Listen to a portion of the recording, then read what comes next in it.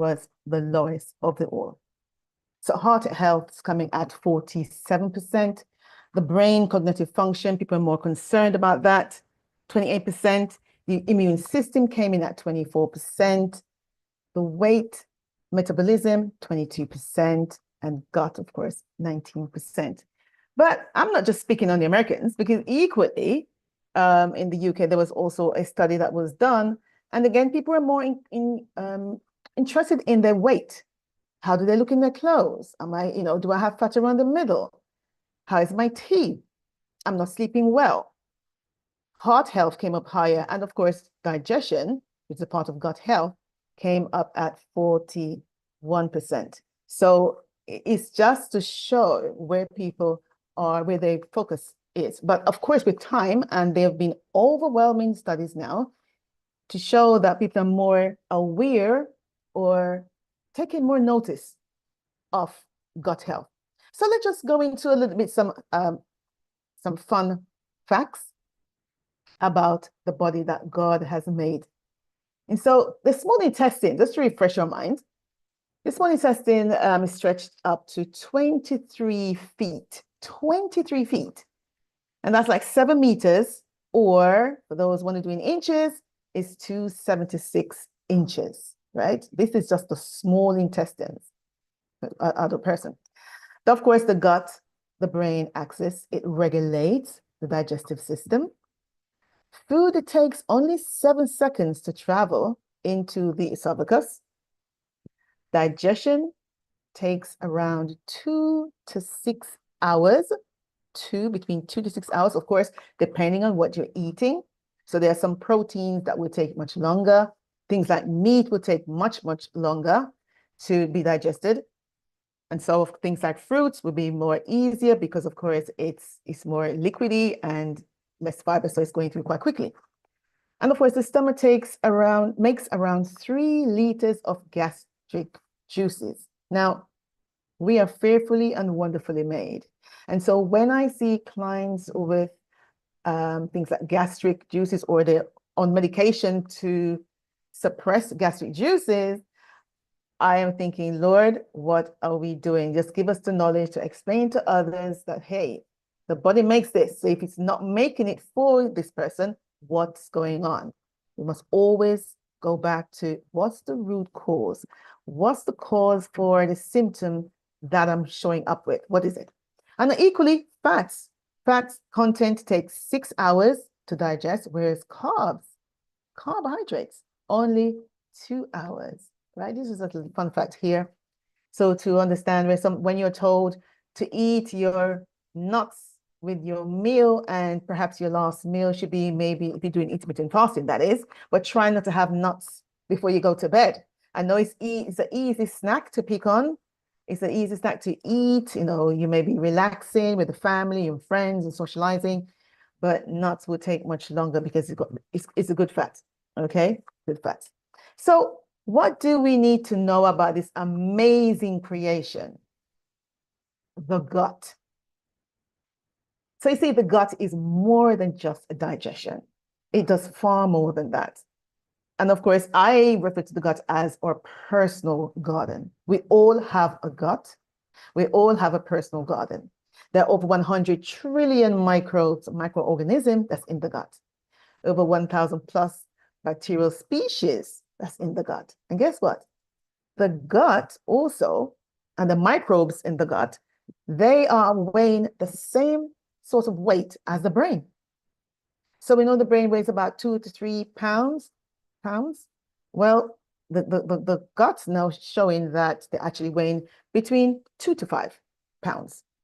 So we can see that science have now actually caught up with God's creation, of course, that the gut, parts of the gut, which I'm going to come on to a bit later on, should be classified as an organ. So when we talk about our kidneys or liver or heart, these are all different organs, that the gut, part of the gut, which I'm going to talk about a bit later on, should be classified also as an organ.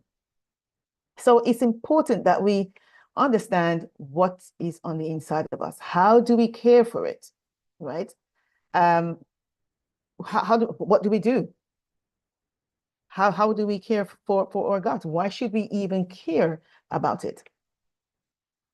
So the gut, and what you need to know is there's a lot for us to know about the gut. And so, as I said earlier, the gut is more than digestion and absorption. Because you see, the gut breaks down our foods when we absorb our nutrients to fuel our body. So when we eat, the foods we're eating should fuel our body. If we're drinking herbal teas or we're drinking liquid, whatever liquid it is, or fluid, we should, whatever it is, should be fueling our body with nutrients. So behind the curtain, our gut is like responsible for putting our body into working order. As it breaks down the foods we eat, our gut absorbs nutrients and support our body's function. So from energy production, let me just stop here, energy production. So there's oftentimes we are in a gathering and, go to church and we meet each other. And how was your week? Oh, my week was hard, I'm always so tired. And you hear this a lot of the times. I am tired. And you thinking, well, where is tired? Where does the energy production comes from? In the gut. And so equally to hormone balance is in the gut, or skin health, or mental health, and even the toxins and waste elimination is as a result of the gut. So we should really, really care about this. The gut does so much for us on every minute, even now. Far so much for us. And so the gut is then made up of things like bacteria, viruses, fungi, and other microbes working continuously in what's called a complex ecosystem. So just as your face differs, right, and the problems that you face in life may differ. Yes, you may lose a loved one. We all do. We also come to different stresses in life, but it's stress, but the stresses could be very different. We're all facing differently, okay? So the gut microbiome is equally the same. So each person microbiome is as unique as their fingerprint. So your body is different from the person you're sitting next to in church right now, or if you're at home with your family. It is different. And it's influenced by the diet that we eat, the environment or lifestyle, the food we digest, that helps to produce essential vitamins. Now we know about our vitamin B12, and you've been told to take vitamin K, vitamin K2, especially if you're taking a vitamin D via a capsule. And the gut is responsible for breaking all that down so we can get the nutrients in the body. It helps to break down compounds that would otherwise be indigestible. So the gut is very, very important. And we're going to come on a bit later on in how and where does it link. So we have the gut, but does it link to anything as any other parts of the body? We also know that the happiness hormone, it's referred to as the happiness hormone, which is serotonin, is produced in the gut. What's produced in the gut? So the 90%, 80 to 90% is produced in the gut. But what's produced in the gut does not then transcend to the brain. The brain makes its own. So what's made in the gut will be kept there and used locally. And so what's made in the brain is then used in the brain. And so but the brain makes a small amount of this happiness hormone than the gut does.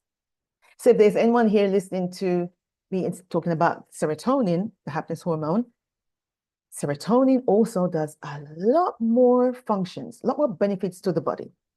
And I'll just quickly add by saying serotonin, if there's someone who is having a lot of loose stools or constipation, it could be that their serotonin is off. It's out of balance. But we can come on to that a bit later on. So that's what we should care about, what happens with the gut. Now, when you look at the immune system, 70 to 80% of the immune cells, they live in the gut. And so there are illnesses, symptoms that's related to the gut itself. But sometimes we probably would take medication to suppress the symptom, not realizing that if we go to the gut, perhaps we'll get a better result. So when we come onto the gut as well, we talk about metabolism. We spoke about energy, inflammation control, those niggly aches and pains. Don't we all have them? The knee joints, the hips, the back, the shoulders, we have these aches and pains, and they're classified as inflammation. When we talk about arthritis, rheumatoid arthritis, we talk about inflammation. And as inflammation, that's what's happening in the gut area as well. The gut is also responsible for detoxification. So you see, the gut bacteria, they help to neutralize toxins and prepare them for elimination. Mental health, there are growing evidence to suggest that gut dysbiosis, when I say dysbiosis, I mean imbalance of good and bad microbes, will contribute to mental conditions. And of course, anxiety, depression, all comes under that banner. So a gut that is imbalanced will put us at risk of developing ill health symptoms. Of course, there are modern threats to gut health. There are modern threats. There are things that we're going to discuss a bit later on, where we need to be aware of in our environment and be on the lookout, be focused if we are then to support our bodies in doing what it needs to do. Because this body that the God has given us, we need to take care of it. So Dr. Ellie saying that the majority of diseases begins in the digestive tract. And it begins in the digestive tract when the good bacteria are no more able to control the bad bacteria. Now, you know, when the Bible, God reminds us that the good and the bad, they need to grow together. They need to be in the same space, okay? So so it leads me to say certain medication, especially things like antibiotics, they go in and they wipe out all good and bad because the person needs to take that at that time. But of course, when we get rid of the good, we have no control over the bads. And I call the bads as opportunists. Once they get in, they will do harm to us. And so this microbiome that I'm talking about, it's a community of microorganisms. Again, includes bacteria, fungi, and even viruses. When you say to someone you've got bacteria, they look at me like, well, do I have bacteria inside of me? Yes, we all do. There are more bacteria than cells that make up our body. So we need to understand that the microbiome is crucial. It plays a crucial role in our overall health and well-being. So remember that it's not just one type of organism, it's a collective. It's quite a few different microorganisms that work together and carry out this job. So when we say we have an invisible world on the inside, yes, we do. And that's why the gut bacteria helps to determine our blood type. And so this is why individuals with different blood types may respond differently to the same foods, right? You may have an individual who say, I'm not able to eat carrots, when carrots is a good food from God, from creation. We have carrots, okay? But the other person is not able to eat that. And it could be as a result of the gut microbes that this person has. The gut microbiome also has its own circadian rhythm that can be disrupted by irregular eating patterns. I'm sure you've been told not to snack. Okay, I know I'm speaking to a group of people who already know a lot about health, and I'm sure in presentations prior to now, not snacking. Eat a full balanced meal, perhaps preferably 2 meals a day. I know you know this. And I just want to remind you that irregular eating pattern can also throw off the circadian rhythm of the microbiome. So the microbiome is responsible for even someone who has excess blessing, let's just say, obesity, inflammation, metabolism, breaking down of vitamins and or minerals. And they are 1,000 different species in and on our skin. There are 10 to 1 different 10 to 1 of these microbes, and so 10 of them to 1 of our cells. So there are more cells, more of them that makes up our body cells. There are more of them. And there, of course, is over 1,000 different species that lives in and of the body. So you might be thinking, so where do they come from? Where do I get them? And so we are born with these microbes. I call it the microbial inheritance. So the first bacteria you're exposed to comes primarily from mother. So mother is pregnant with baby to give birth, and it's so crucial that when she's carrying a life that she does all she can, because she's producing a beautiful soul at the end of her 9 months. And she wants to be able to give that baby all that is required and needed for that baby to thrive. And so that's why individuals who are babies who are delivered by C-section, they have significantly different gut microbes than those born vaginally. And this also may impact their health outcomes. You have twins also will have a different microbiome. You know, God is the masterpiece of us. He's made us this way. And he knows exactly what he is doing when he made us. And when I look at the various parts of the body, there are some parts of the body where when we experience ill health, we're told, oh, we don't need this part. We can take this out. We can remove that. We can do without that part of the body, right? And I make special mention right now of the appendix. And you know, the appendix, it's far from being useless. Other people say, well, the appendix is not doing anything. It's useless. It's not useless. The appendix serves as a safe house for beneficial bacteria during an intestinal illness. So if you're going through a period of illness with the gut, the beneficial bacteria will be housed and kept safe in the appendix until the person recovers, then it repopulates into the gut. See, God is amazing.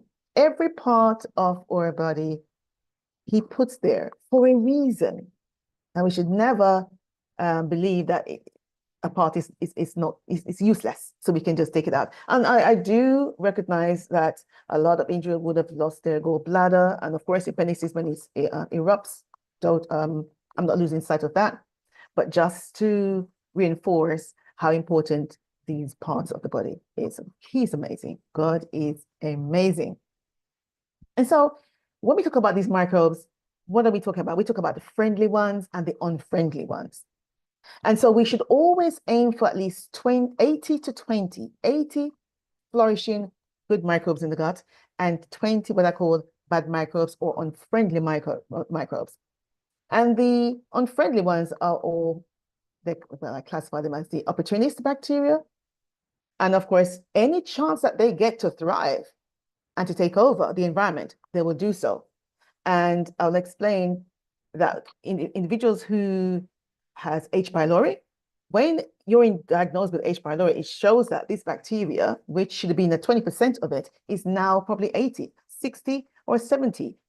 And that's why it's showing up in the pains that you feel in your stomach, the diarrhea, the constipation, the whole stomach negative effects that you feel.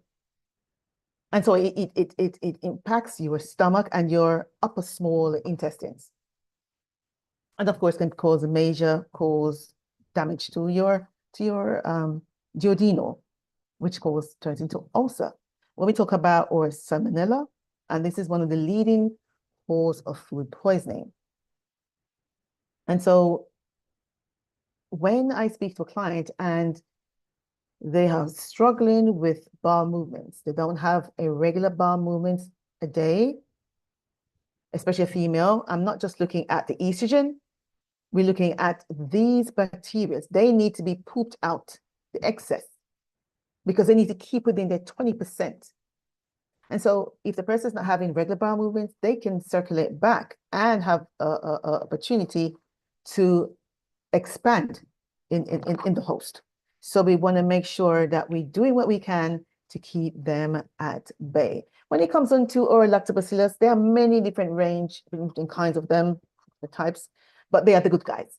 These are the good guys, helps with all digestive support. Same as the bifidobacterium, another common one as well when it comes to our immune system and helps to reduce inflammation. We want to go to those guys because they are the ones that are really keeping us. When we have a cold or flu, we can bounce back quite quickly with it because they are doing their job. They are there. Okay, the immune system is strong and they can respond better to that. So there are overwhelming studies really showing that the human microbiome and its association with health and diseases, right?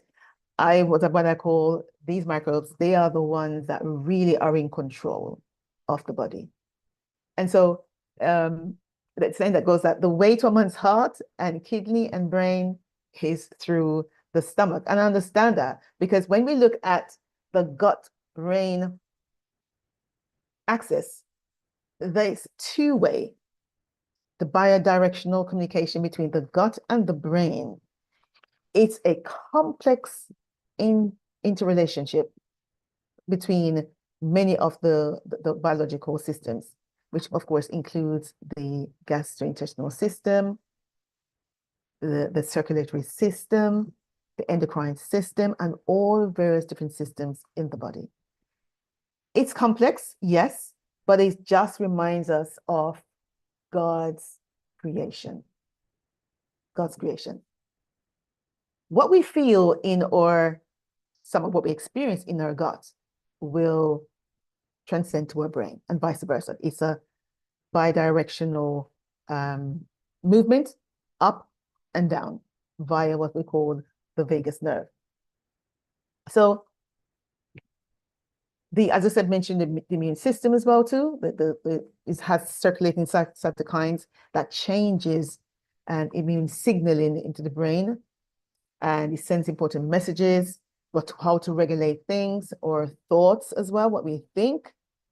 A lot of times we think what we think comes from our brain, but majority of it comes from our gut. How are we thinking? What's our mood like? Do we always see the situation as, or see the glass as half full, or we are the person, the glass is half empty? Do we try to find the good out of a situation? All that will stem from the gut. When we talk about the endocrine system,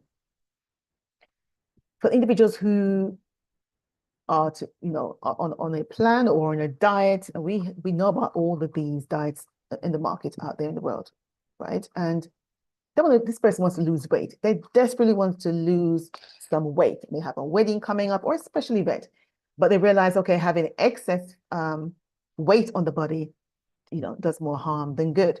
And so we need to remind ourselves that when we look out into the world of these different mechanisms, there's medication now, there's quite a few big talks out there with Ozempic, there's quite a few other drugs to help to reduce and to control blood sugar. But let us remind ourselves that we are fearfully and wonderfully made, and we have a hormone in the gut, the GLP-1 hormone, the glucagon-like peptide 1, and it's produced in the intestines. And this hormone helps to control blood sugar. So if you're thinking, I want to lose weight, but to do it naturally, our body's already equipped in doing so. So then if the weight loss has been happening for you, all right, so let's go back to the root cause. Why is that not happening? Because once the body is fed and fueled with the raw materials that it needs, it will function at its best. So talking about, the circulatory system as well too, when we have blockages in the circulatory system, their messages are not able to go back and forth.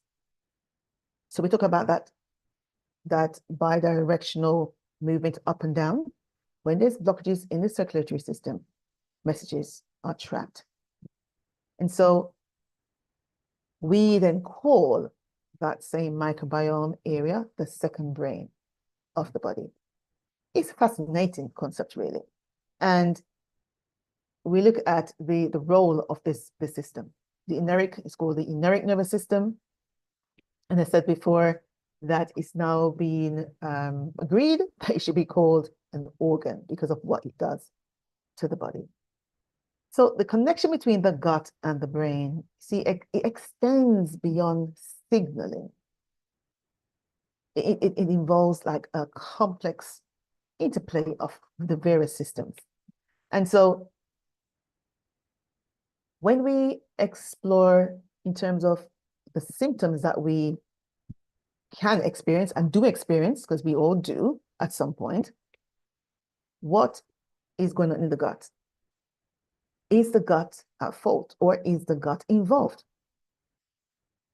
And so if I should ask the question, is your gut today, wherever you are, is your gut crying out for help? Is your gut crying out? Are you experiencing things like bloating? And not just occasional fullness, but like irregular abdominal extension that, carries on throughout the day. So you wake up in the morning thinking, oh, my stomach looks flat and nice. But as the day progresses, you have this extension. What about constipation? Struggling to have bowel movements, straining, or even going less than 3 times a week. And what I'm listing here are real cases, are people who worked with who experience these things. It could be diarrhea, frequent loose or watery stools, disrupts your daily activities. So you're invited out with some friends. But the first thing that comes to your mind is, I can't go because I need to know where the toilets are. I need to map my route and my journey in accordance to my needs. So that puts you off. You end up not going and being socialized with your friends and family. It could be the syndrome, the irritable bowel syndrome, which sometimes alternate between constipation and diarrhea, IBS. 1 minute you're having a diarrhea, the next minute is constipation. I'm not quite sure why are these things happening. Excess gas, frequent flatulence, that's uncomfortable, but not only that, embarrassing. Be in a crowded space and feeling the urge to pass gas, but hold on to it. There's somebody here who's understanding what I'm saying here. They can relate. And they sit in meetings and they suffer in silence.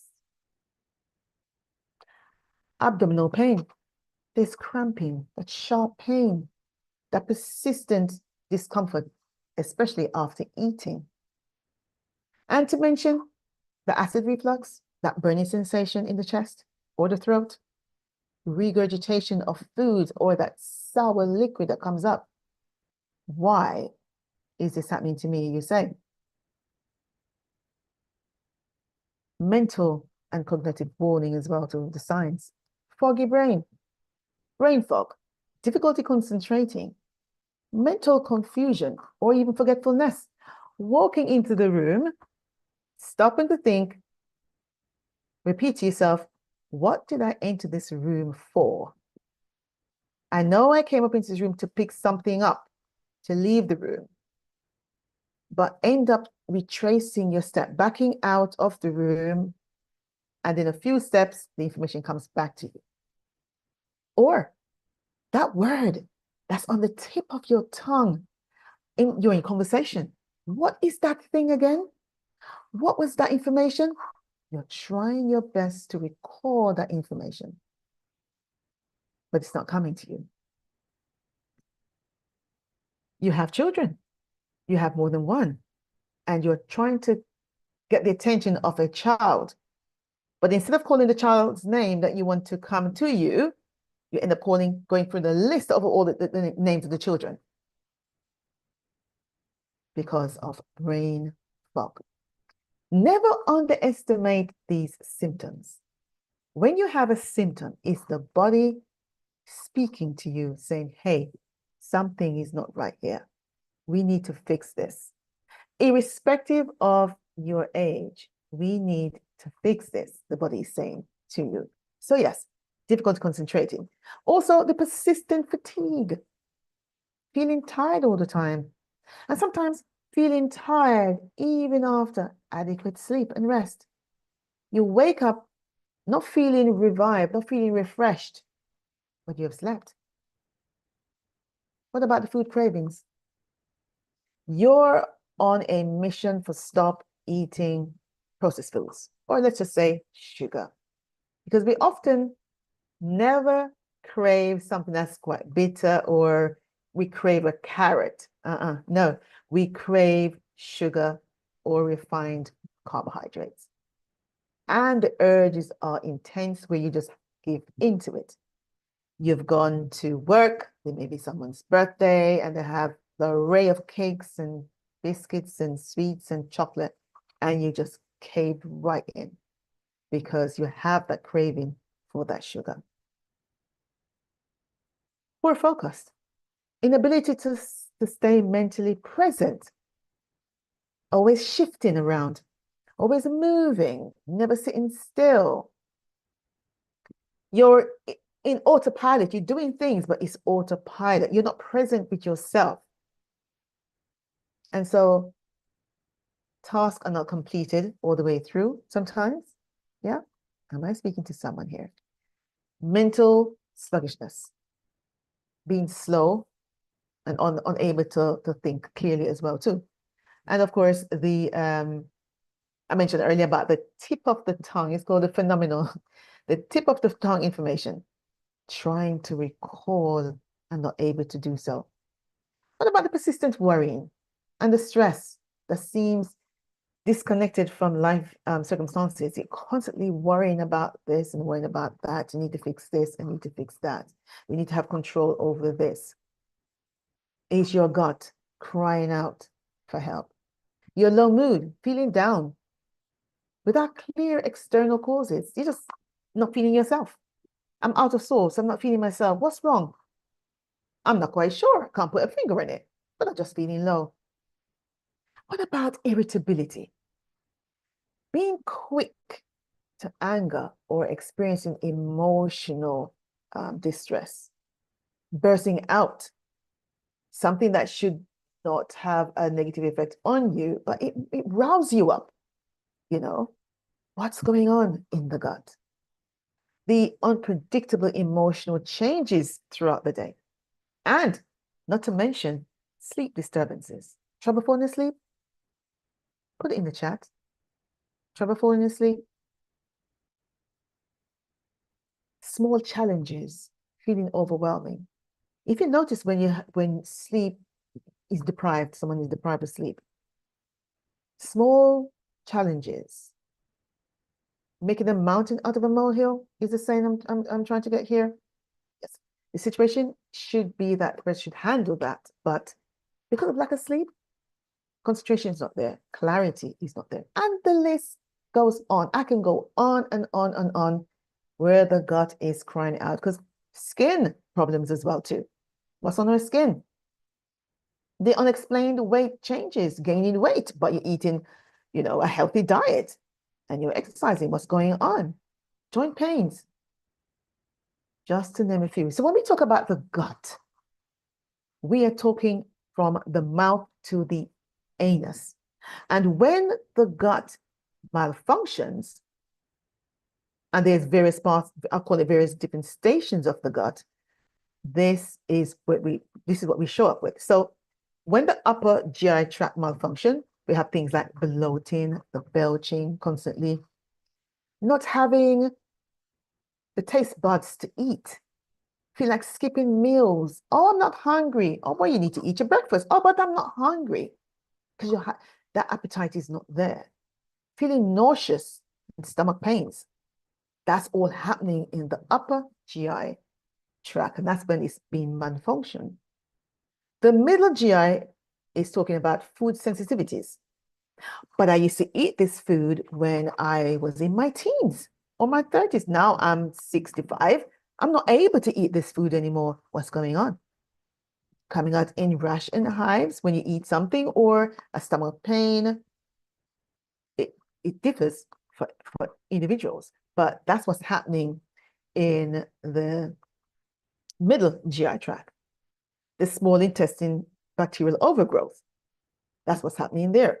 We have more bad microbes than good ones. And of course, the IBS, that syndrome, that aches and pains and bloating and constipation and diarrhea that happens in that area of the body. And then we go over to the lower GI when it malfunctions. So constipation, diarrhea, inflammation, candida are just some of the health conditions that we face. When we talk about inflammation, inflammation can be good as well as bad. And the gut plays a critical role in regulating inflammation. I'm sure you get in the picture here where how the gut is so important and why we should care about this. So the gut helps to regulate inflammation, aches and pains, acute inflammation, and chronic inflammation. When it's something acute, it's just happened. So you may have hit your hand on the door and it's really painful. You feel that shock and that pain, and then it subsides, it goes on. It goes away. Or it could be that 2 weeks, 3, 5, 6 weeks later, that same place that you bang your hand on the door is still hurting. That's inflammation that's gone on for much longer than it should.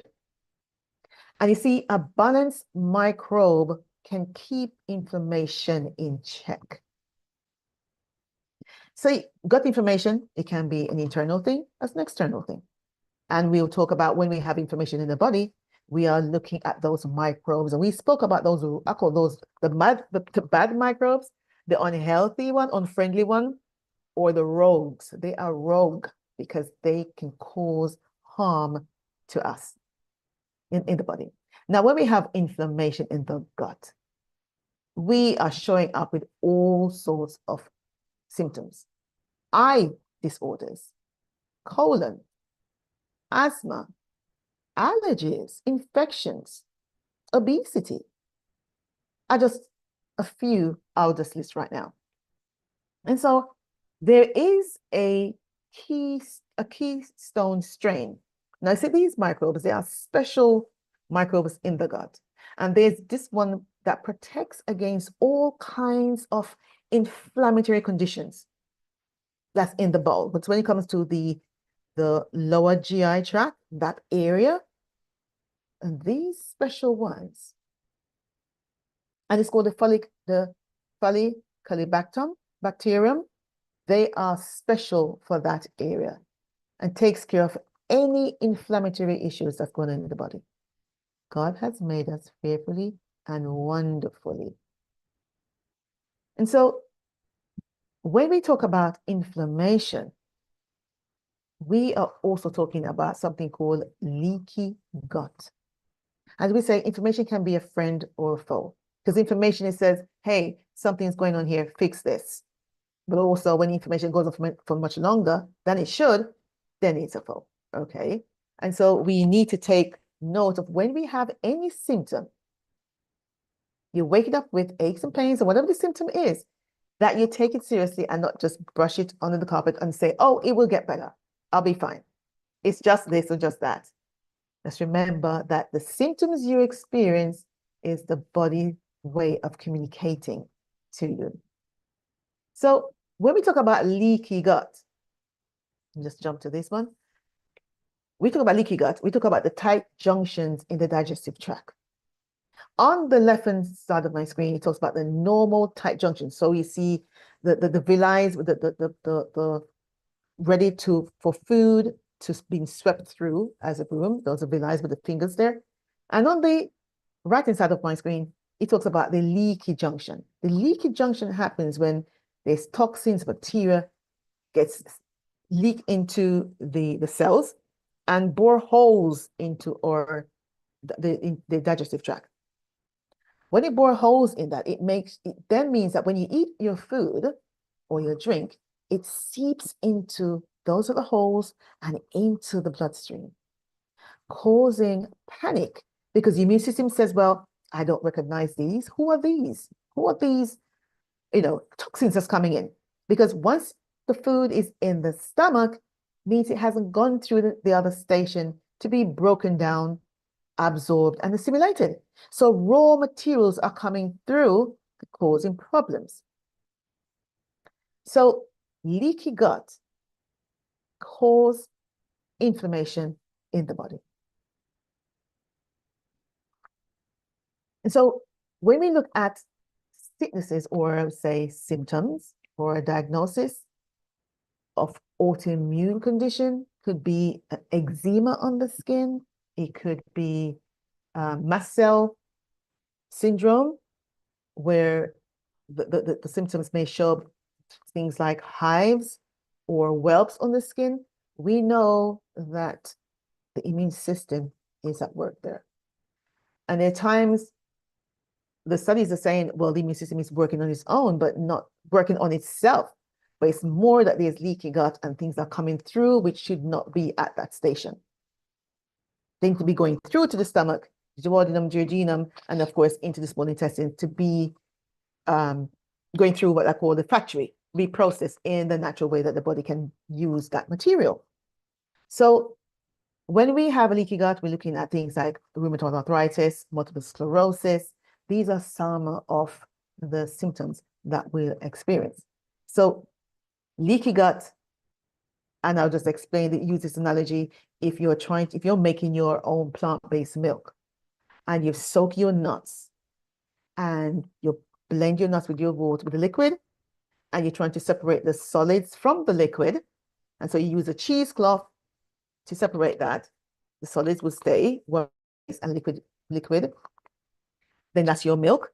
Just think of the intestinal tract. The lining is very thin, and the same thing's happening. So those solids, when you eat your food, those solid particles are getting through, and that's will cause autoimmune autoimmune connection to the immune system.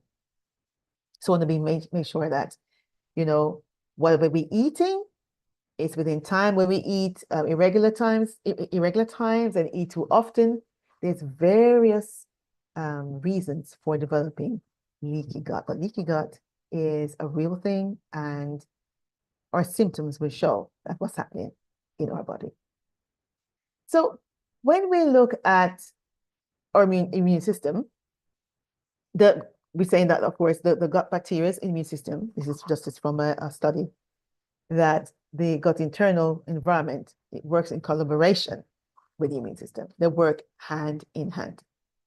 Now, when we look at the gut and we look at things like the metabolic syndrome, things like insulin resistance, fat around the middle, so the visceral obesity, hypertension, high triglycerides, low HDL cholesterol, the gut has a direct impact here. And further on in the studies, that 25% of adults in the US are affected by metabolic syndrome. So when you look at your blood results and you see, okay, cholesterol is high, I always say to my clients, what is your triglycerides levels? That's the one you need to look at, because you see, cholesterol, the brain, we need cholesterol in the brain. We need fats. The reproductive organs, we need fats. Okay, so how is your blood report? What is your blood report saying about you? Yes, okay, fat around the waist for both men and women. We need to get rid of the fat around the waist, because that will put us at risk of developing other illnesses as well too. But there's overwhelming studies that things like diabetes, diagnosis of diabetes has a direct impact of the gut microbes that's on the inside of our guts. And of course, this is just one study here, just to confirm that. But there's overwhelming studies that can show how important gut health is and why we should care. So the latest studies, and this was 2023, they said that 34 million Americans have diabetes. And sometimes the focus is just to reduce the blood sugars, and we get the medication to reduce the blood sugars. But what we need to understand is that diabetes is also a part of the cardiometabolic syndrome, which also includes 60 other different diseases in the bodies, which the body can experience. And there is a keystone strain of bacteria called Akkermansia municipula. And Akkermansia is a keystone strain for metabolic diseases such as diabetes. So if it means that you're diagnosed with you're diabetic, then what is this keystone strain doing? Is it dormant? Because oftentimes it can be dormant. And so because usually at birth, we're born with what mom gave us. 7% is what she passed to us. But thank God we have 30%, and it's a small amount compared to 70, 30% of that we can manipulate. We can do things in order to let these microbes flourish. What can we do? So if they're dormant, what can we eat? What can we do in order to get them up and working? Because they are the ones who will help us with our diabetes if we're diagnosed that way. So, of course, the microbiome differs between someone who is diabetic to the person who is non-diabetic individual. They have a very different microbiome. And so insulin sensitivity, blood sugar regulation, storage, metabolism, all that is taken care of by those particular microbes. And we'll come on to this later on, where the foods we eat and how we eat, we need to feed these microbes. Not necessarily our taste buds. Oh, I like to taste this. Does your microbiome love that taste? Do they thrive on that taste? On that food that give you that taste? How are they? We need to feed them according to what they are, who they are, and what they are doing for us on a daily basis. When we look at the various complications that we as a people in the world that goes through on a daily basis, the symptoms, the diagnosis, some are more scarier than others. Just understand, where does the gut fit into this? And as I look at the eyes, it has a significant impact on eye symptoms. The gut-brain connection, yes, it plays a crucial role in influencing our vision. So common health issues such like irritable bowel syndrome also can affect your eyes. So the person who has that diagnosis will often has an eye problem. That could be dryness, irritation. What about blurry vision? And even more severe conditions. So here we are again connecting the eyes with the gut. The symptoms that we experience, they are interconnected. Yeah, it's through a complex biochemical pathway, but they are connected also. There's a saying that says, no gut, no glory.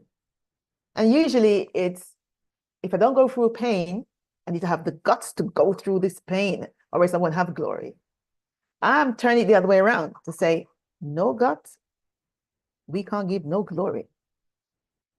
No guts, no glory.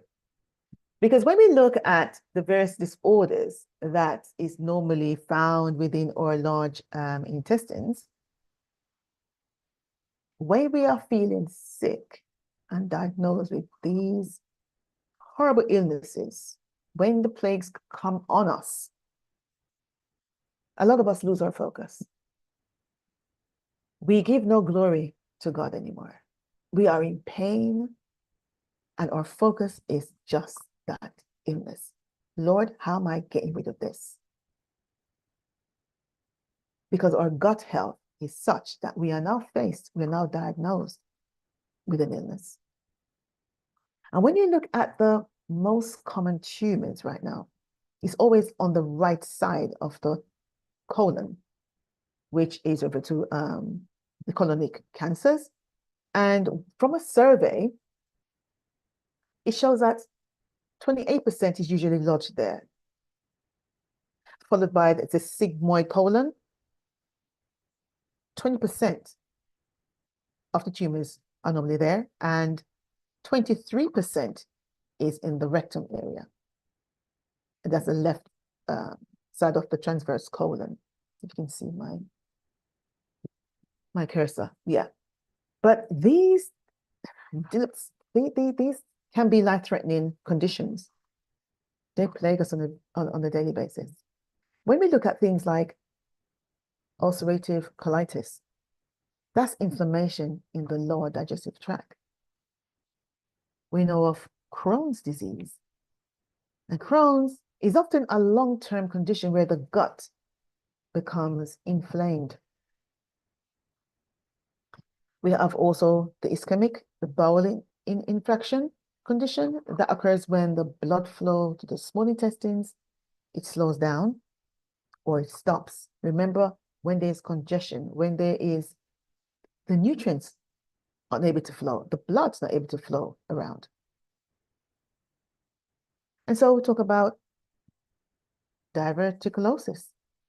And this occurs when there's small pouches called diverticula, and they form on the colon wall, and they can bleed. When they bleed a lot as well too. Yeah, of course, we know about the IBS syndrome. It's a syndrome because there's so many different symptoms under that umbrella. We have abdominal pain, changes in bowel habits, constipation, diarrhea, could be acid reflux, all that comes on there. And then anal fissures, where you have that small tear in the lining of the anus, not to mention hemorrhoids, otherwise known as piles or lumps in and out of the anus. So when Hippocrates says that death begins in the colon, I can understand why. The colon is part of the digestive tract and part of gut health. The colon is just a station. I refer to those as stations within gut health. And of recent times, bowel cancer is on the rise. And so when I say gut health, why we need to take note and what we need to know and to strengthen our knowledge and what we need to do is because we were told that the pestilence are there. And in Exodus, the Lord says he won't put the diseases that he put on the Egyptians, and I'm paraphrasing now. But there are ways that we can, the things that we can do to keep these plagues, I call them plagues, at bay. You see, almost 2 million people are diagnosed with bowel cancer each year. Also known as, of course, colorectal cancer. And it's the third most common cancer worldwide. While the majority of people diagnosed with bowel cancer are over 50, recent years has seen an alarming increase in the number of young people diagnosed with this condition. Young individuals. And it's why when we looked at the survey, the age group between 30 and 40 years old, and also men, are not taking note. Because this illness or this diagnosis are for people over 60. So the symptoms are there. The body is saying, hello, something's not quite right. But we ignore the signals. We ignore the communication. So yes, colorectal cancer is now stated to become the leading cause of cancer-related death amongst young people. And this has been going on now for 5 years or more. So we just want to take note of this. In addition to this, we have what's called small intestine overgrowth. Small intestine's bacterial overgrowth. This happens when the microbes that should be in the station in the lower GI tract find their way to the small intestines. Now, everybody needs to stay in their compartment, in their area to get their job done.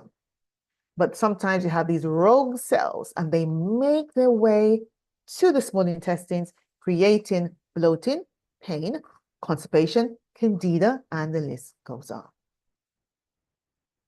So, ladies, you listening? This is a part for you. Listen up, come closer. We know that there's a hormone shift after the age of 40. Yeah, we're fully aware of that.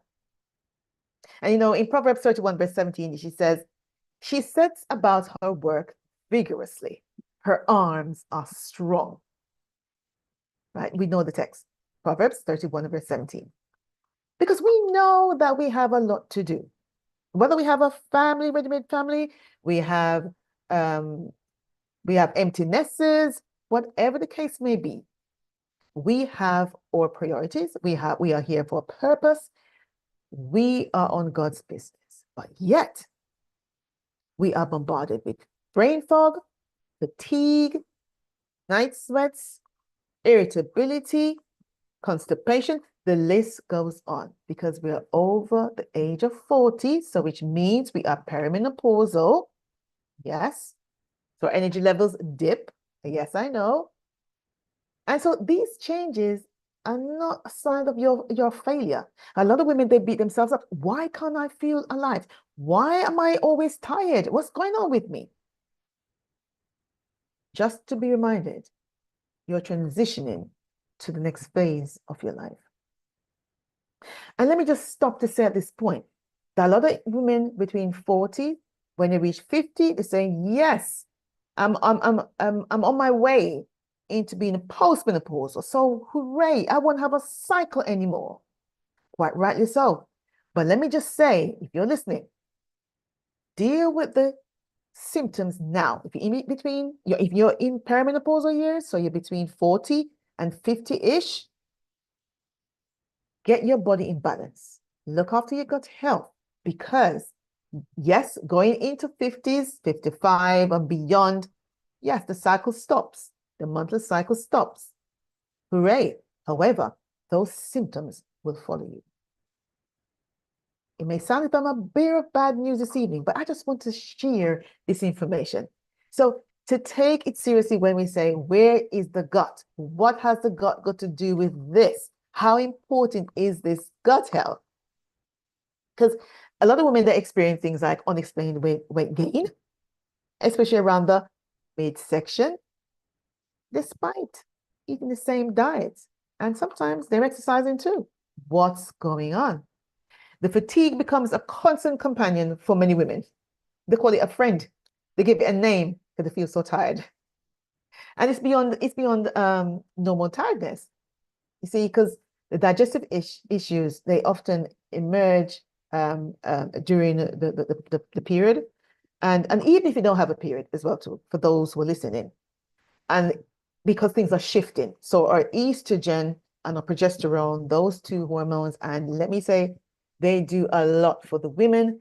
All the cells in the body, they have a receptor for estrogen. So hence why you find your symptoms are everywhere. It's the reason why the being a perimenopausal, there are over 33 different symptoms a woman will go through. Itchy skin, of course, hair loss, hair on the chin, irritability, you name it, the list goes on. We'll be here for another hour if I was to stop and to list all these different symptoms that women will experience. Yep, the low moods, don't forgetting that. So you see, because estrogen is more than just for reproduction. It's not about that. It's everywhere in the body. And of course, there are estrogen receptors in the digestive tract. So when estrogen declines, your gut motility slows down. And so guess what? Constipation often increases. So don't beat yourself up. Why am I not going to the toilet every day? I used to go when in my 30s or in my early 40s. What's going on? I'm having constipation because estrogen is declining.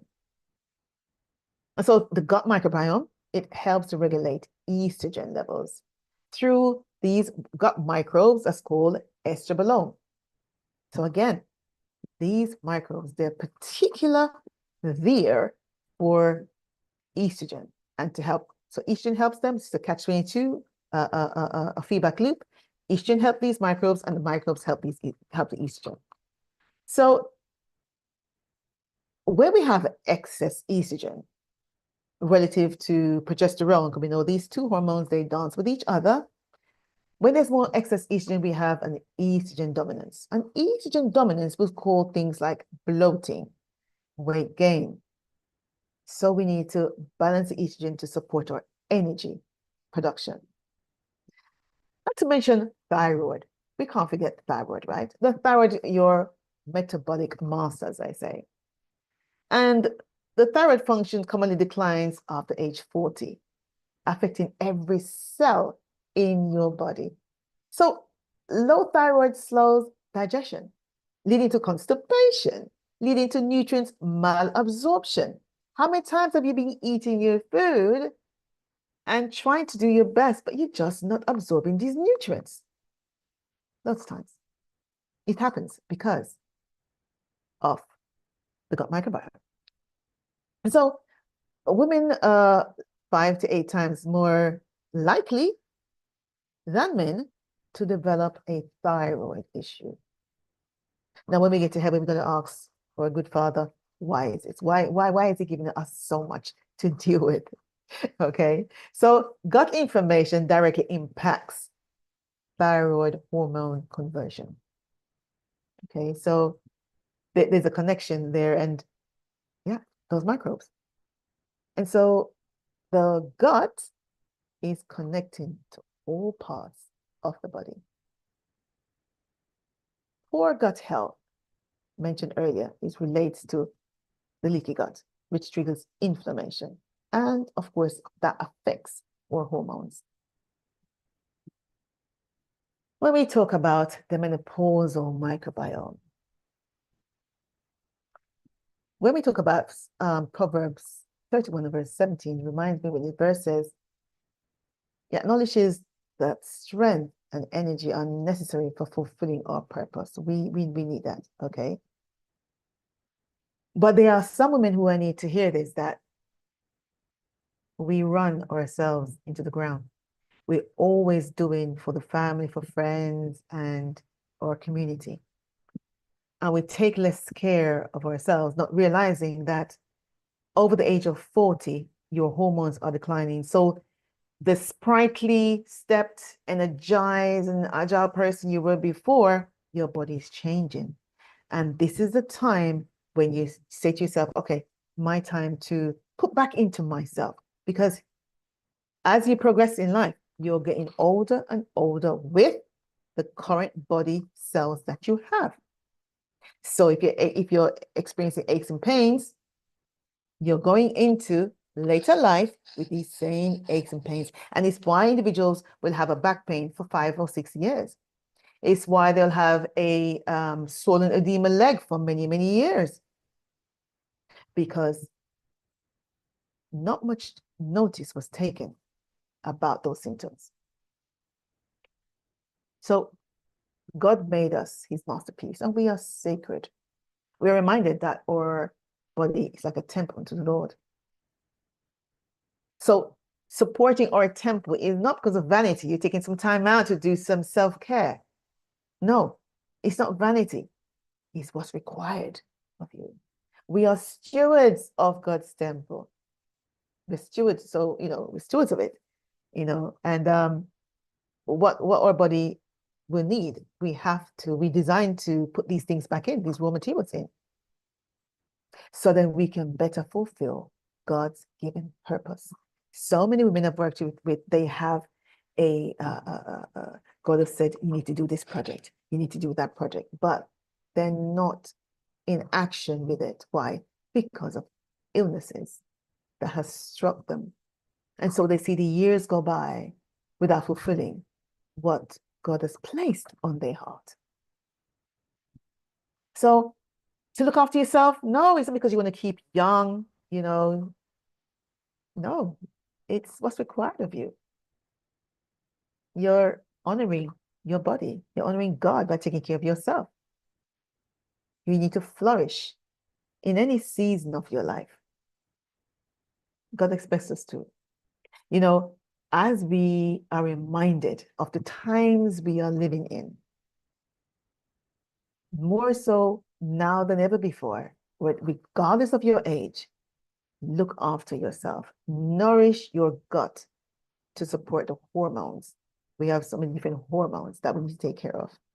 Those are naturally dip in certain places. We need to eat things, we need to do things in order to flourish. Because we're going to need to. How are we going to stand in that great day? We sing the song all the time. How do we stand? Where were you? Because of ill health struck you. You're not then able to give your all where it's needed. The body also, I mentioned earlier about pathway of eliminating hormone disruptors. So I'll come back to it again, full swing, in terms of, is your body operating the way it should on a daily basis? Ladies, we are not meant to run on fumes. A lot of us, we're on adrenaline. That's what keeps us going. You ever arrange for a holiday and you're looking forward to this holiday, but you're working, you're getting time off work, or you're packing and you're sorting out what you'll be doing on your holiday. And the moment you board that airplane or you're taking that long drive, whatever it is, and you get to your destination, a day or two, you're falling sick.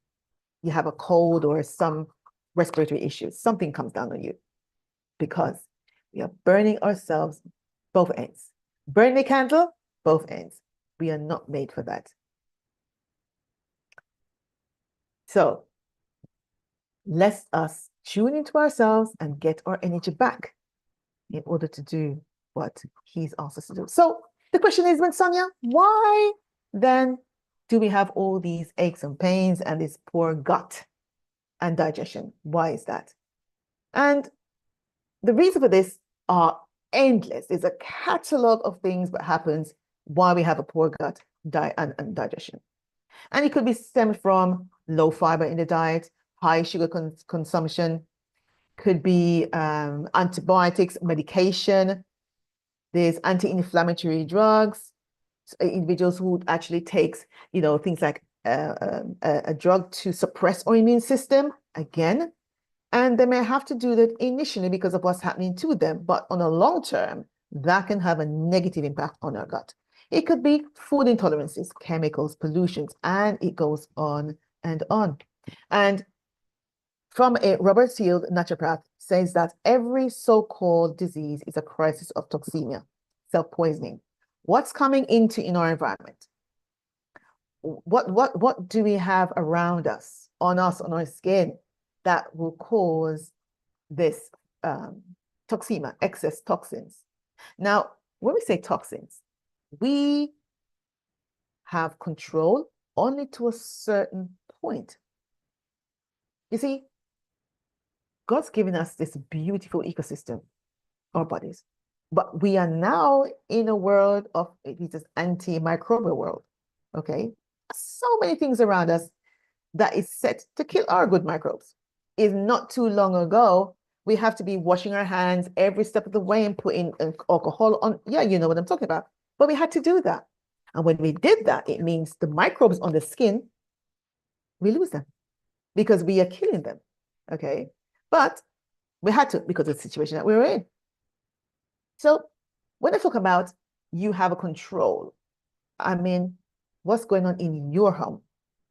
What do you have in your home that could be a risk to these microbes that's on your skin and in your body? So your cleaning products, what you're using to clean your house with. What about your skin? What are you putting on your skin, your personal products? What about your hair? your hair, what you're washing your hair with. But in addition to that, there's overwhelming studies now of late that's pointing out to even what we put on our hair. And I don't want to label or pinpoint or pull anyone out or embarrass, but I think you understand what I'm saying in terms of what additional things are you putting on your own hair. Have you done your research on that? Because these are toxins. And remember, we already live in a toxic world. Everywhere we turn is toxins. What about our utensils? What about what we cook our food in? Our pots? What material is our pots made from? Is it causing toxins? Is it leaching toxins into the body? Not to mention mold. Is there any mold around in your home? What about mildew as well too? If you live in like a cold area sometimes, you have these condensation and all that's going on in the atmosphere in your home. What about heavy metals? Or if you work in a factory environment, what fumes are you inhaling? Not to mention the farming, the herbicides, the pesticides. It's all around us. Not to mention EMF, the headphones, some of these headphones that we use, those wireless ones, the magnetic fields, how are we thinking of how and what we can do to ward off as much toxins as we can? We know when we step out of our front door, we're out in the elements, we're out there. So there's not much we can do outside, but what goes on the inside? Are we opting for things like the Faraday bags to help with the EMF signals and radiation from some of our devices sometimes? We live in a world that we just need to take a little bit more care and more notice that these same environmental toxins are having and disrupting our gut microbiota. We are already limited with them. Our forefathers, they had species way more than us, 500 or more, the studies show. We in a Western world, we have sometimes 124 if we're lucky, depending on the person's diet and lifestyle and how they were when they were born, how much did they receive from mother. So that's one area we can look at that will cause disruption to our gut health. Next, we can look at our liver as well too. Do we have fatty liver? Fatty liver, again, from what we're eating or lifestyle, because fatty liver will also spring into obesity and a metabolic syndrome as well too. Leaky gut, autoimmune will cause this, as well as low stomach acid. And the list goes on, because when we look at stagnation, once we have a blockage on those capillaries in the body and those different channels, we will show up with illnesses such as bloating, insomnia, headaches, migraines, which all have a direct impact on gut health. Or neurodegenerative conditions, things like Parkinson's disease. There's a direct impact with Parkinson's and gut health. And Alzheimer's, and I'll come on to that a bit later, and Alzheimer's as well too. Dementia, and the list goes on. Now, we are all on life's journey. And yes, things can get rocky for us at times. And if I should say to you at this moment, what's your stress levels like? If you were to rate your stress levels from 0, I'm good over here, nothing stressing me, to 10 is the worst your stress levels are getting, where would you put your stress levels just right now as you're listening? Where's your stress levels? We are reminded in 1 Peter 5 and verse 7, where God says, cast all your cares, your anxiety on him, because he cares for us. He cares for us. Sometimes we cast them, yes, we put them down, but we pick them up again. Now, God doesn't need our help when we put them down. We lay all our burdens at his feet, allow him to carry them for us. He reminds us that the enemy comes to kill, steal, and destroy. So we're always on the lookout, realizing, yep, that's the work of the enemy. Yes, yes, yes. But this situation happened to me. God allowed it. Okay. God, why? Okay. May not get the answer straight away, but leave him to take you through the dark tunnel And sometimes, yes, it's easier said than done. But just remind yourself that you're a child of God, made in a particular way, intricately detailed in the most, and knitted in your mother's womb, and He cares for you. So finding coping mechanisms is helpful when you're feeling stressed. And this stress could be eustress or distress, loss of a loved one, trying to relocate, find a new home. Stress is real, as they say, and we all go through. But here's the thing, the body doesn't recognize the difference between you getting upset because the bus didn't come on time, so you're late for work, or you're expecting a baby, a grandbaby, or you're looking forward to a holiday, but you're stressed about it in terms of who you will see on the holiday, who is going to be circumvent. You understand what the picture I'm painting right here. The body tree stresses, stress, all stresses, as they're saying, the reason, the cause for the stress. So it's finding coping mechanisms for that. Because when we don't, because when we're in a stress situation, or hormone cortisol, and I refer to that as king of hormones, because it then shuts down every other hormonal keys. Order the keys can't enter. Order the hormones and up sending messages to the different parts of the cells, because cortisol is high, your stress response hormone. So high cortisol damages gut lining. It creates inflammation and digestive issues in the digestive tract.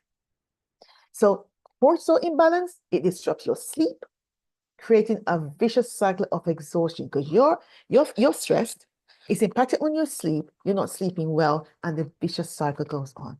And of course, modern life keeps cortisol chronically elevated at all times. But we need to find some coping mechanism, because stress directly just competes with digestion, throws the digestion off, completely off. How are you coping at this time?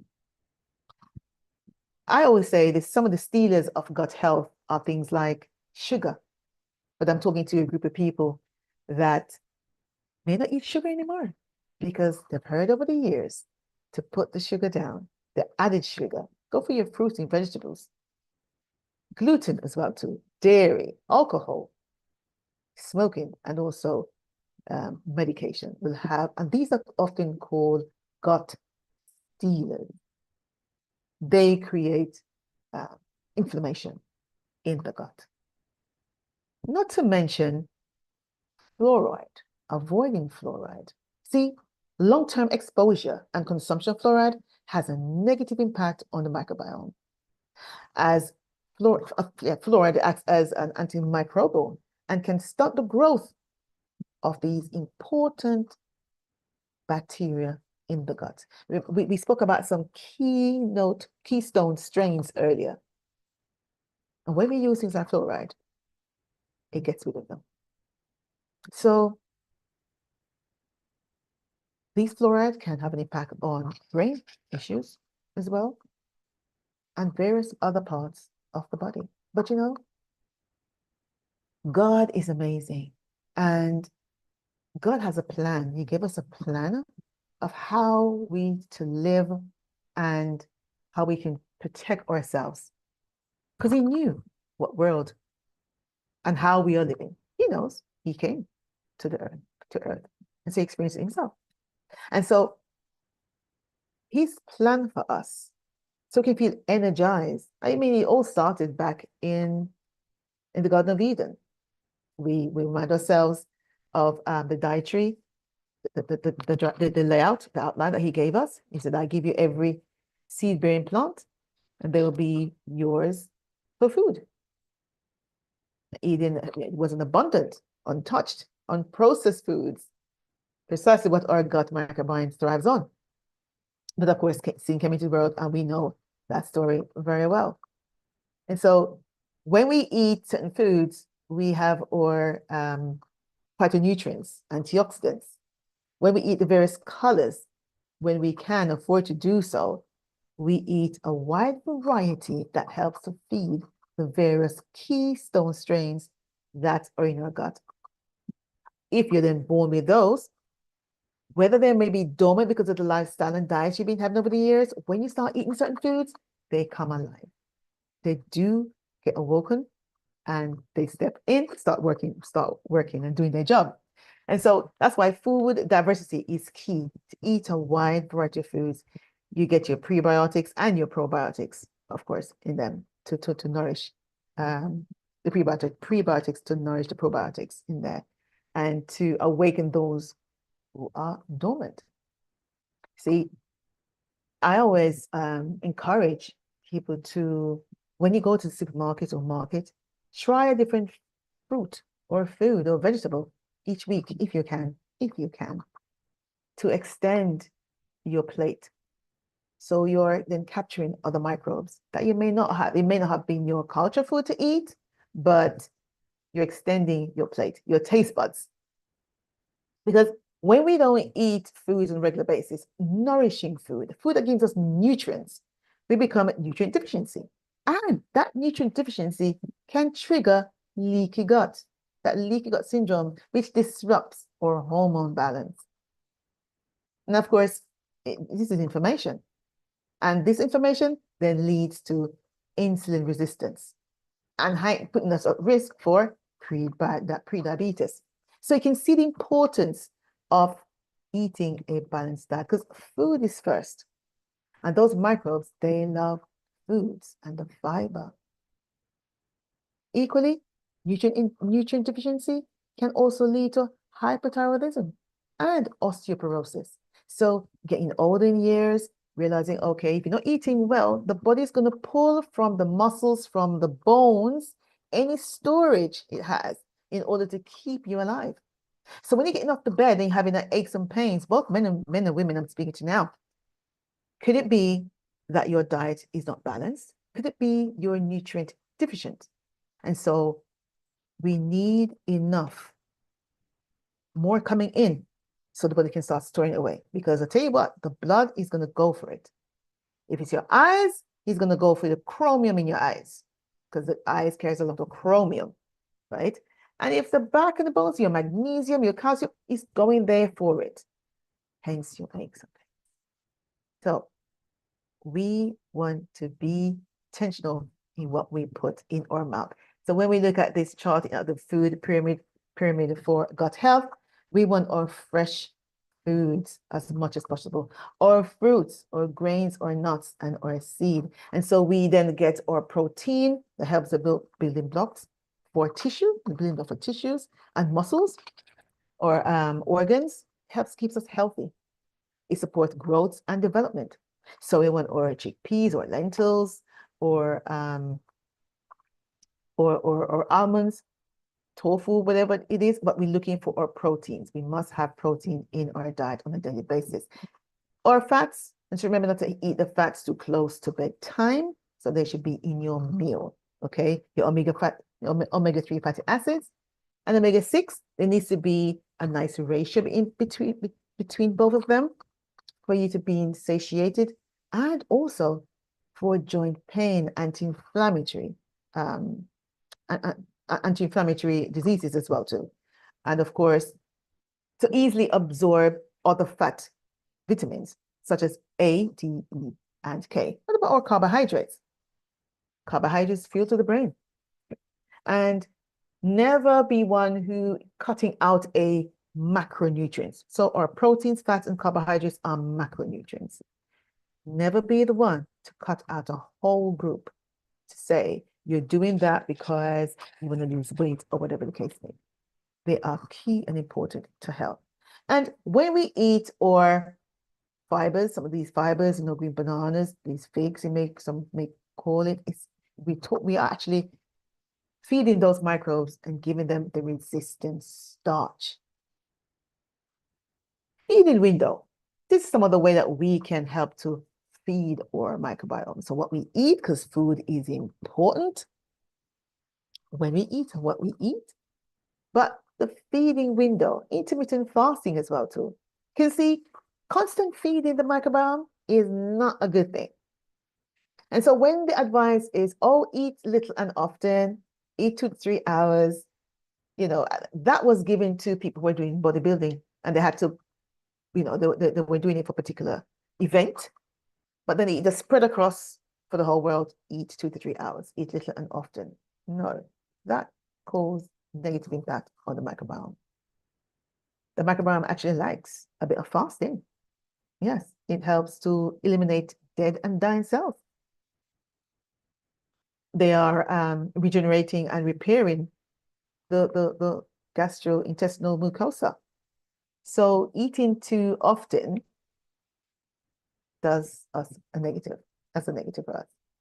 And because when we space out our food as well too, we allow the migrating motor complex, the function that helps to repair the gut, helps to push the food through. We give it time to sweep through the food, to go from one station to the next, to be broken down, to be absorbed, to be assimilated. Let it finish the course.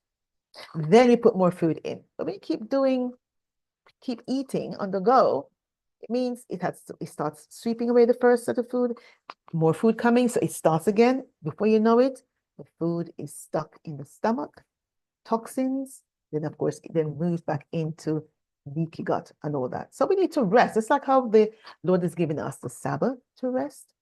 There is a principle here, the Sabbath principle and the digestive health. We have cycles of rest. We work 6 days, we rest on the seventh.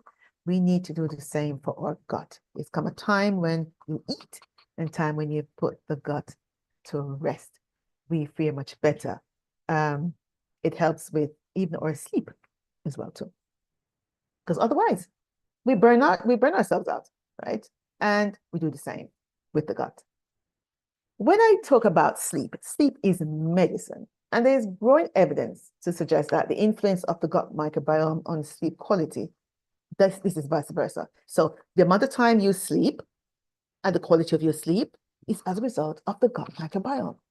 And then when you sleep, you're then also helping the gut microbiome to thrive. So they work vice versa in tandem with each other. So how is your sleep? Are you sleeping well? Are you sleeping well at night? Are you sleeping the 7 hours uninterrupted sleep? Because sleep is a psychological state that is linked to the immune system and is associated with several different diseases, including cancer, type 2 diabetes, Alzheimer's. We need to sleep at night. Oh, if your work dictates that you're working nights, then you need to create your sleep when you get in from work. Close all the curtains, block out curtains so you can create. You then we're trying to trick the body to then switch the hormones over. So during the day, our cortisol level should be quite high, keeps us busy and alert. We get our job done. And then, of course, in the evenings, our melatonin, which is a sleep and wake, call it sleep hormone for short, should spike. But during the day, if you're working nights, you have to switch that around. But you're doing your best at the time in order to support your body. Because we must get that sleep in to ward off those illnesses. So the microbiome, the diversity of it, it will impact the influence of our sleep. Let's take that seriously. I call this a God energy source. And it's free. And guess what? It's so easy to boost our gut health with sunlight. Sunlight and sunshine. And if you then live in an area where you don't have the sun 365 days of the year, then you then take a supplement. But just that sunlight exposure, it also is essential for the gut barrier integrity, the gut barrier. You wake up in the morning, it helps to regulate the circadian rhythm, which then governs the digestive enzymes. So if an individual is saying, oh, when I wake up in the morning, I don't have an appetite, it makes me think what's going on with your vitamin D levels as well too. So light exposure helps to affect gut motility and the microbiome composition. So our gut bacteria, they respond to light and dark cycles, just like the plants that God gives us. So when I look at the gut microbiome, it reminds me of the garden. They want the light, then the darkness comes, and the dew that waters them. It all ties in quite nicely. And so, what about our exercise? Are we exercise on a daily basis? Because the effects of exercise on the microbial diversity is key. Whether we go for walks, whether we do our aerobics, whether it's on the bicycle, we need to move. We need to move. Get our steps in on a daily basis. Because improved gut motility and transit time helps to reduce gut inflammation. And we do that through exercise. Because when you start to exercise, it helps the mobility of the food that we call gut motility and transit time when you eat your food and having a bowel movement. Remember, we need to poop every day. And I'll just take this opportunity to say, I am one person who don't mind talking about poop. Your bowel movement is key. It's a message what's going on in the body. And in addition to that, we want to drink our water. I often refer to the water as the forgotten essential. It's so essential to us, 60% of our body, sometimes 70%. Some literature will say water. And proper hydration is critical for gut mucus production. So when someone haven't got digestive juices or enzymes activity, are they drinking enough water? Are they drinking on time? Are they drinking according to the size of their body as well too? Are they eating enough fruits to get the H3O water? See, because water enables the transport of nutrients from the gut cells and toxins from cells to elimination. So you get the nutrients, you absorb it, and of course, what needs to exit the body, water helps to get rid of it. So that's how important water is. And sometimes we overlook gut healers. And these gut healers I'm talking about here is joy, peace, and gratitude. Because we're looking at how we can support the gut, right? Well, these are overlooked ones because we go back again to stress that activates the fight and flight response, which diverts blood away from digestion. That's why if you're eating your food and you're distressed, I would recommend you put the fork down and you deal with that stressor. Call a friend, pray to God, whatever you need to do before eating that food. Because once you're stressed, the blood moves away from digestion. And so a lot of the times that can also attribute to leaky gut because the food then stays in the stomach far too long during that digestive tract. It's not being moved on to the different station, and you then end up with leaky gut because you're stressed. Proverbs 17 and verse 22 reminds us that a cheerful heart is good medicine. Good medicine. And negative emotions release stress hormones and damage the gut lining. So we want to make sure that we see the glass half full and not half empty. And, as we reflect also on Galatians 5, verse 22 to 23, the fruit of the Spirit. The fruit of the Spirit, as we know, love, joy, peace, patience, kindness, goodness, faithfulness, gentleness, self-control. You see, the love nourishes the gut just as certain fruits nourishes the beneficial bacteria. The joy produces endorphins that enhance digestion, similar to how berries, right? The berries, the blueberries, the raspberries, enhance gut health. And what about the peace? Peace activates the parasympathetic system needed for proper digestion. The patience gives the digestive process the time it needs, just as the fruit ripens in due time. I'm just making a correlation with them here. And the self-control in eating habits directly impacts gut health, just as the spiritual self-control impacts our souls. And so we can see that these sometimes we overlook them. Give gratitude to God. Find that peace. Go to Him. He gives us peace that passes all understanding. And the joy when you go through the situation. Just remember, God has taken you through a lot more before, and He will take you through where you are right now.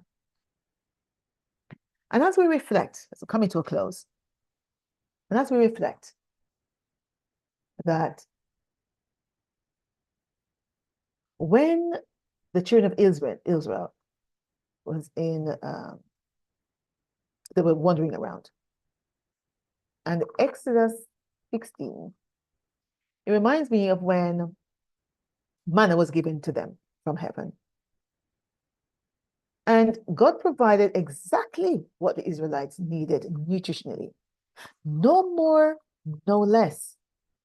He said to them, don't hoard the manna. It will fall afresh, and you'll have to eat. And he's talking about the importance of, and I link this myself to teaching us the importance of fresh food. Fresh food. Not talk about food in the packet that's been on the shelf for months and years with ingredients that you're not able to pronounce, but fresh foods. The daily provision established eating rhythm and portion control. Him providing that every day, portion control. He says, you have enough.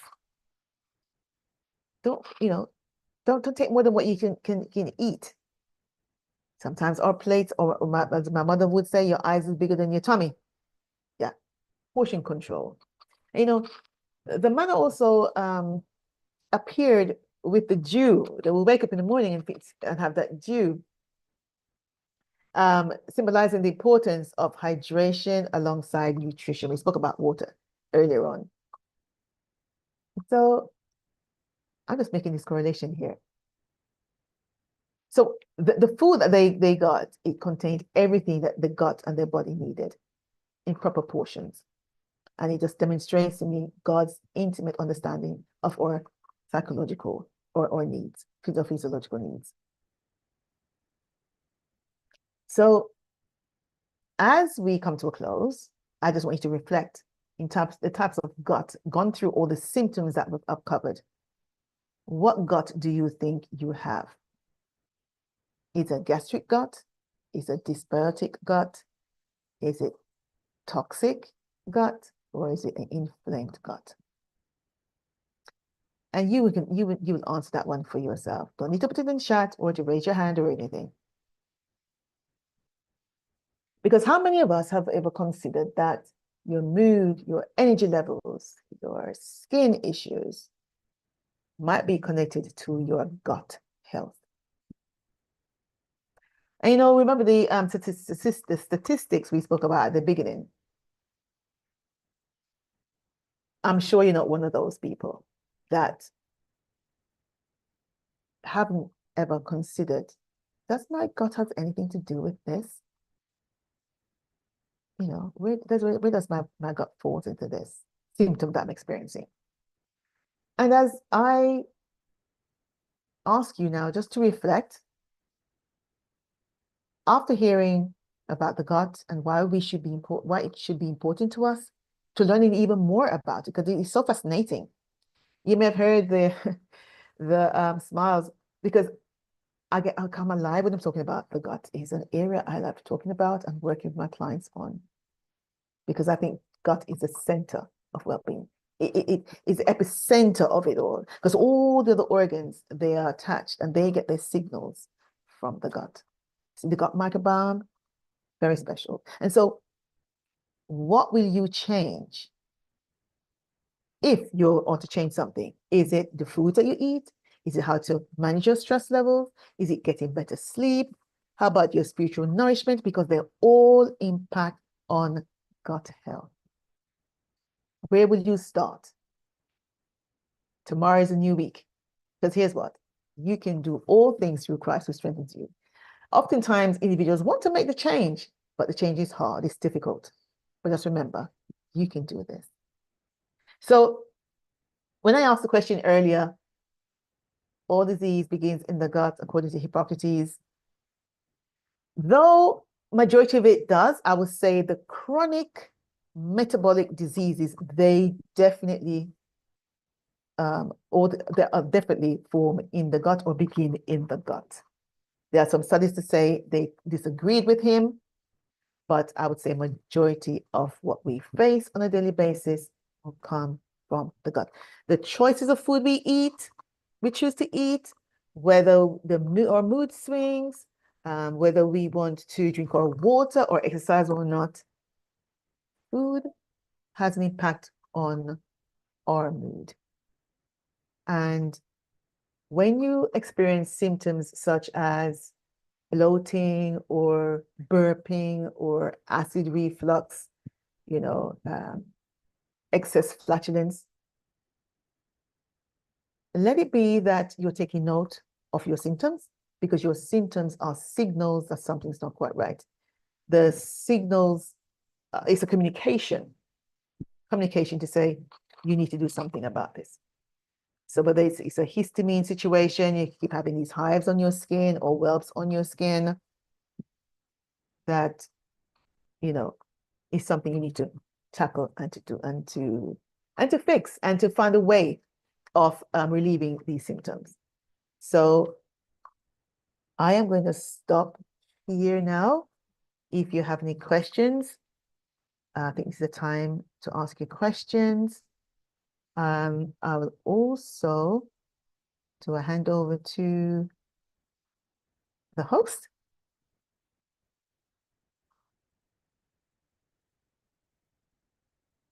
If there's any questions, I can see the Zoom chat.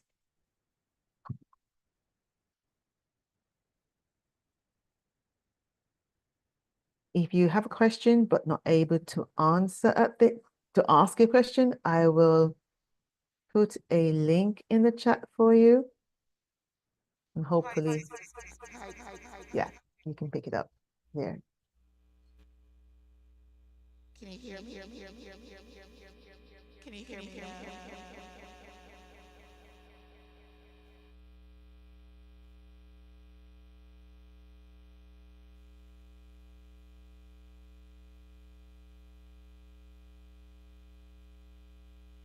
Can you hear me now clearly?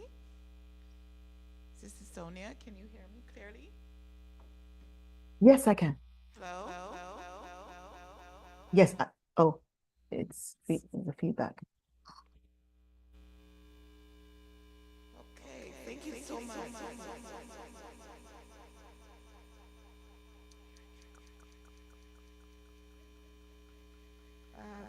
you for what you have spoken about today. Can you monitor the chat? Are there any questions in the chat? Do we have any questions? People in the sanctuary? So we're asking if there are any questions. Any questions for Sister Sonia? Sister Sonia, one important question that someone asked was about a baby's gut health. How can we safeguard a baby's gut health in the early years, say maybe after a month, 4 or 5 months? How can we support a baby's gut health? Thank you for that question. So babies as adults are important as well too, because what we do for our child from before conception, or once the fetus been growing in the mother's womb, will set that child up for later life, so to speak. So we need to ensure that the diets we're eating, foods we're eating, especially if we're breastfeeding a 5 month old baby, that the child is getting breast milk, but the foods that we're eating to make that breast milk. In addition to that, if mother is giving baby solids to eat or introducing solids, because some mothers do, not all, you want to ensure that you choose foods that will have a microbiome effect or prebiotics on the baby's gut, because babies, especially babies that born with being given certain medication at birth, often grow into having other symptoms, things like often have earache or tonsillitis, whatever. And we want to boost our baby's immune system. So what we eat if we're breastfeeding is very important, as well as what we're giving. So I would refrain from giving babies sugars and sweets. And I didn't mention earlier about the dyes in our foods, especially those processed foods. And I probably should have spoken heavily about that. For parents who are buying or shopping for children, please refrain from feeding our children with those ultra processed foods with the various different dyes, the reds, the yellows, the blues, because they do have a negative impact on our children's microbiome. It then have a negative impact on their behavior, how they behave in school, um, not able to keep still, or always have a behavior issue. So we must be very careful. Babies also can accept probiotics. They do. Babies can have probiotics if that's the way a mother wants to go, or she wants to, do as much as she can in her own kitchen in feeding the baby. So this is a really, really good question in terms of our children. We need to feed our children with nutrient-dense foods. And the earlier we start is the better, because when they reach the age of, when they're talking and they can probably purchase their own foods, they will then want to stay within the remit of what their parents have taught them. Thank you so much for that. Now, are there any tests that we can use to assess gut health, like any blood test or breath test or stool test Yeah. can we use to assess gut health? Yes, good question. Yes, thank you. Yes, there are various different tests, and it's what I what I would say is usually the tests that you pay for, they are more detailed than those, and I think I'm more or less speaking for those in the UK, for us in the UK, where we can go to the hospital and can get a test done. Those tests, those tools tests, they don't always give the right information. So the test will come back being clear, nothing's wrong, but then the individual is still, experiencing ill health.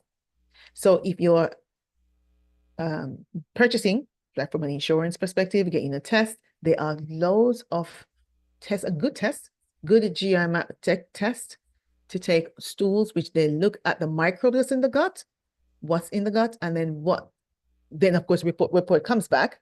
If you have more bad microbes than good ones, and how you then can fuel your gut in order for you to thrive. Because basically what you're doing is you are just fueling the right foods for the guts at the inside in your belly, in your gut, or along the digestive tract for them to flourish. Because as you can see, they do a lot of the job internally than what we think. They are there for a reason. God has placed them there. And as the information is being shared around and the studies have been shown, that these microbes, they are the ones that's doing all the work on the inside of us. So yes, they are stool tests, they are breath tests, they are here mineral tests as well. There's quite a few different tests available out there. It's just to where to choose, where to go to get one, and the reason for getting one as well. Thank you so much. A lot of times, individuals are having problems with their gut and they have indigestion, they feel bloating, queasy, and the first thing that they do, they go to the doctor and they're given antacids or, Pepto-Bismol or some type of antacid that destroys the normal flora in the stomach and the gut. So, are there any tips for us here for individuals who are listening, who are online or in the sanctuary here, on how to avoid using any type of antacids or over-the-counter remedies in terms of medications to heal the gut? Okay. As a natural practitioner, I will always aim for the natural way. However, there's times where individuals, and in response to your question, what tip can I give? And I'll say this is just a broad brush because I, when I work with someone, it's individual, it's personalized. So if I'm going to say something like, have your slippery elm balm to help that to coat the esophagus lining, that's digestive tract to quote, and an individual may not be able to use that. Licorice root, some individuals who have blood pressure are not able to use that. So what I'm saying here is, a broad brush. It may work for you, it might not work. But there are even to breathe before you eat, do breathing. And the breathing I'm talking about is not the deep breathing that we know about or readily hear, but simple, soft breathing. What that does, it helps to not to release a lot of the carbon dioxide on the inside. And I know we've been taught to get rid of the carbon dioxide because it's poisoned. But the shallow, simple breathing helps digestion. Chewing over food helps digestion. Not drinking fluids with the food, even though what I'm saying here is there ain't no scientific there's no scientific studies to say eating and drinking, but it works. And or pen of inspiration, I'm not quite sure exactly what book she has that in. Eating and drinking at the same time is a no-no. So those are tips in addition to yeah, or slippery elm I mentioned before, or aloe vera. These are things that can help our digestion. Have those before, have a shot of that before you eat. And your food combination as well has a lot to do with how the body will digest. And here's another thing. A lot of us, we suffer with um, acid reflux, the burning, but it's because there's a dysfunction or there is stagnation with the liver and the gallbladder, and it impacts heavily on our food. So those are the tips I will share. So aloe vera is really good for that. And also some bitters, bitters is good for things like digestion, to help you digest your foods. And there are quite a few bitters out there in terms of herbs that you can use. Hope that helps.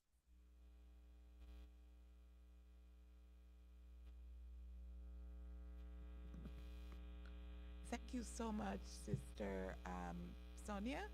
A very, very important and interesting, informative discussion with you today. And we're so happy to meet you and for you to encourage and educate us. And we just want to thank you for what you have taught us today. And it's recorded so we can, play it. It's on YouTube, Facebook, so that it can be viewed quite frequently by others. And we just want to thank you for your service. And we'll keep in touch with you because there's a lot of follow up. And we're going to be closing out. There are no more questions in the chat or any other questions. So we just want to thank you. Are there any parting tips that you want to give us? Yes, okay. I've because I'm on Zoom, I've left my calendar in the chat if you've got a question later on to ask or watching on replay, that you can send me a text, WhatsApp, or email. That information is in the chat. But I want to say, as a parting and closing remarks, to say I'm encouraging each and every one of us to be intentional about our health. But 2025 is your year. I know the individuals who have already in front of us, some of others, and they're doing things, they're living a healthy lifestyle, but there are others who need that support.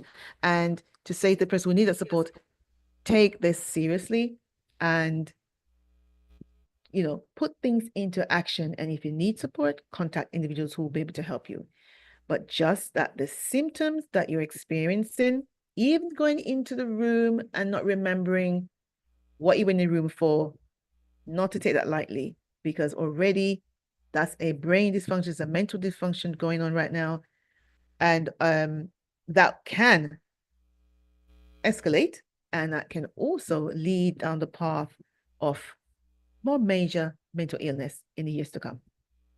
So the symptoms are signals, the symptoms are communication from the body to us to say, do something about this. So I want to thank you for the time in listening. I want to thank you for the invitation from Spring Valley SDA Church and Sister Moore for inviting me. And I will close out now. So thank you so much for the opportunity to share with you.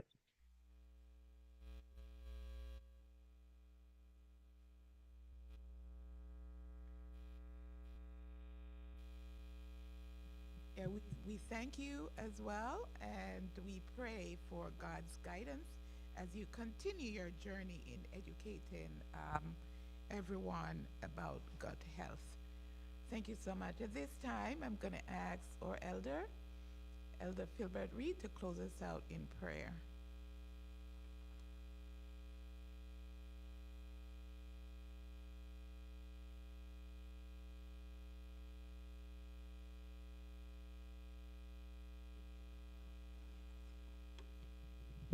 Thank you very much,